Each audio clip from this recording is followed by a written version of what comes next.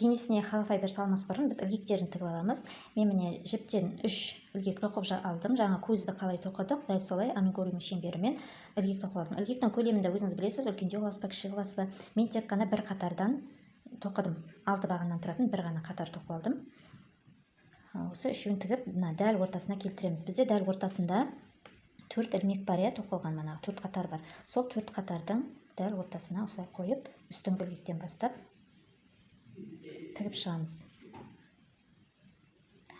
Бұл ілгектің орнына моншақ тіксеңіз де болады, кәдімгі ілгек тіксеңіз де болады, енді өзіңіздің неңізге қарай. Бірақ кішкентай бала болғандықтан осындай тоқып тіккен де жақсы.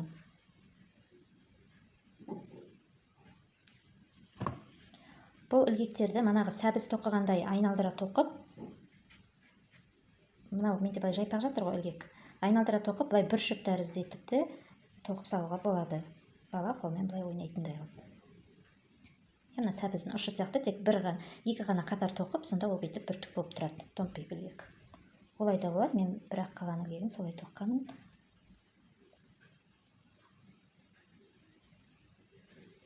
Ортадан қисайып кетпесін, бастысы. Қалай ыңғайлы солай тіге бересіз, өзіңізге қалай ыңғайлы. Тек бастысы ортадан қисайып кетпесін.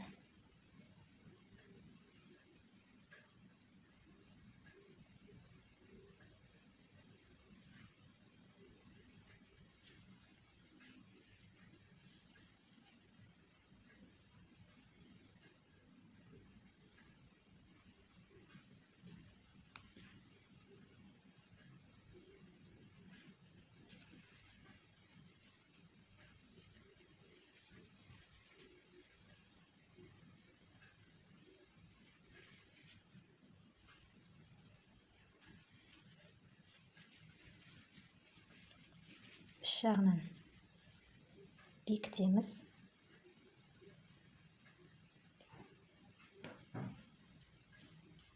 Кез келген жеріне бекітсеңіз болады.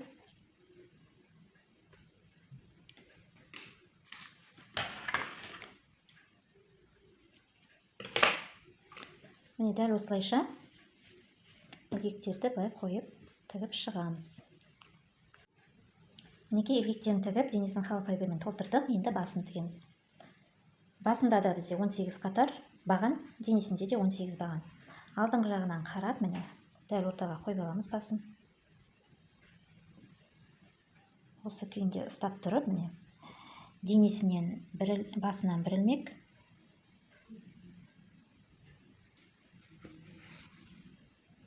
денесінен бір ілмек ала отырып, айналдыра тігеміз.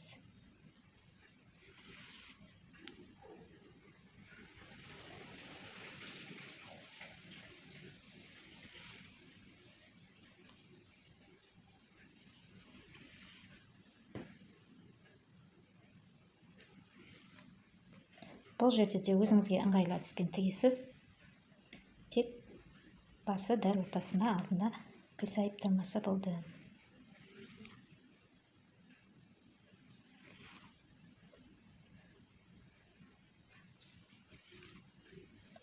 Осылай айналып шығамыз. Міне бір айналып тігіп шықтық. Енді мына қалған жіпті мына денесінің ішіне әрі бері өткізіп,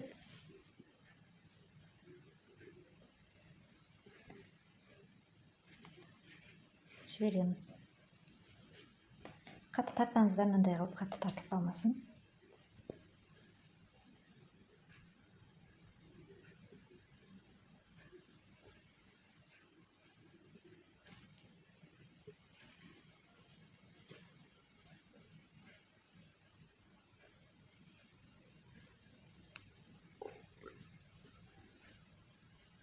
Осылай әрі бері өткізгеннен кейін қиып тастасаңыз болады.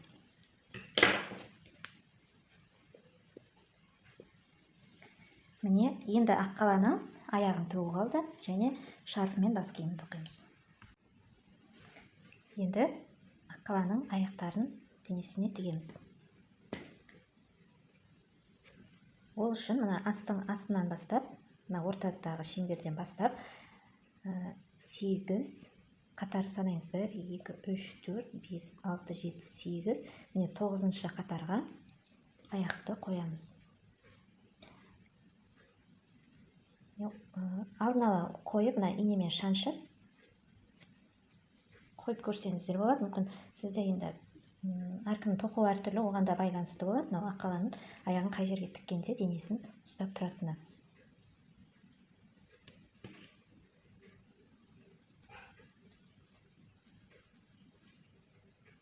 Осылай тіккен кезде мынау аққала тұру керек. Мен де осылай 9-шы қатарға тіккенде тұрады. Сіздер де өзіңіздікін әуелі осылай инемен түйіп көріңіз. Кәдімгі тігетін инемен көрсеңіз болады. Енді міне осы 9-шы қатарға қойдым. Біз аққаланы аяқтың екі жағынан да тігеміз. Қазір бірінші міне астыңғы бөлігін тігеміз. Ортасына келтіріп алыңыздар. Екі аяқтың арасы сәл ашық болу керек. Осындай көлемде орын қалдырасыздар. Так, бірінші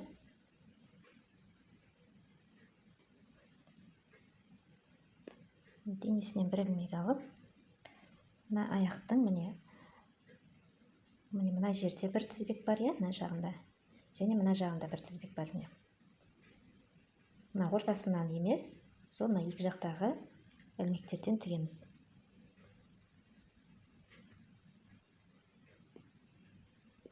Мына біреуін іліп аламыз.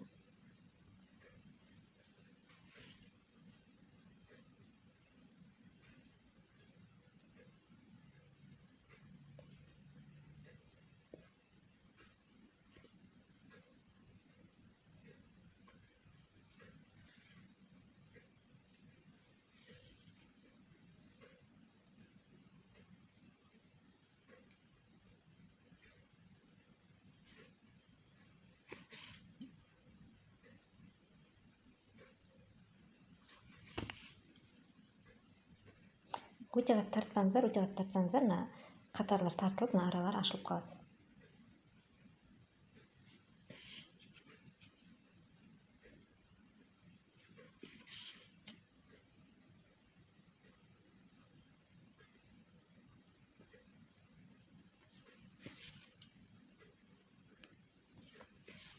Міне бір жағынан тіктік.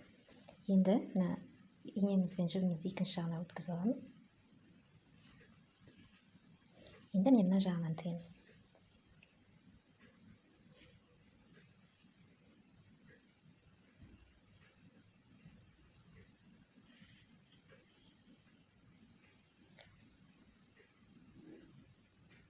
Көріп отырғаныңыздай, мына ортада бір қатар, денеден бір қатар арасында қалады. Онда мына жерге тігеміз.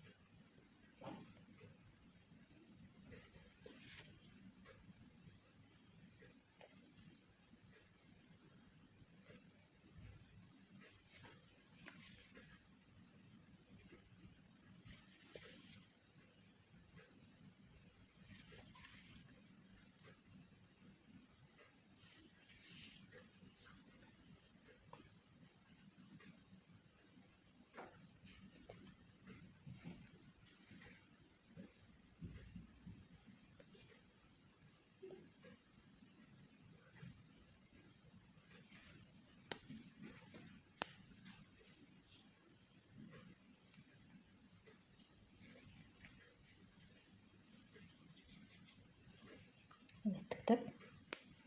Енді жібін ары бері өткізіп жібереміз.